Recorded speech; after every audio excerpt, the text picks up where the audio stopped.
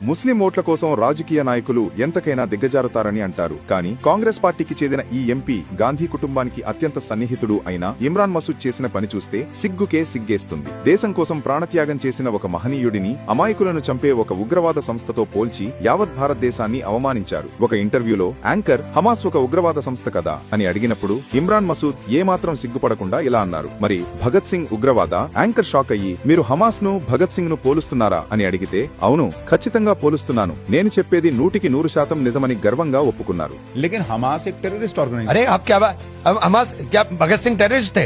नहीं, अरे भगत सिंह टेररिस्ट थे? आप कह रहे हैं हमास और भगत सिंह का कंपैरिजन है? हाँ बिल्कुल, क्या बात कर रहे हैं? हाँ बिल्कुल सही बात कर रहा हूँ मैं। ఇప్పుడు మీరే ఆలోచించండి, భగత్ సింగ్ ఎప్పుడైనా అమాయకులైన పిల్లల మీద, సాధారణ ప్రజల మీద బాంబులు వేశారా? హమాస్ వేసింది. భగత్ సింగ్ ఎప్పుడైనా మహిళలను బందీలుగా పట్టుకుని వాళ్ళని హింసించారా? హమాస్ చేసింది. భగత్ సింగ్ ఎప్పుడైనా పిల్లలను అడ్డుపట్టుకుని యుద్ధం చేశారా? హమాస్ చేసింది. భగత్ సింగ్ పోరాడింది మన దేశాన్ని బానిసలుగా మార్చిన బ్రిటిష్ ప్రభుత్వంతో. కానీ హమాస్ చేసేది జిహాద్ పేరుతో సామాన్య ప్రజల ఊచకోత.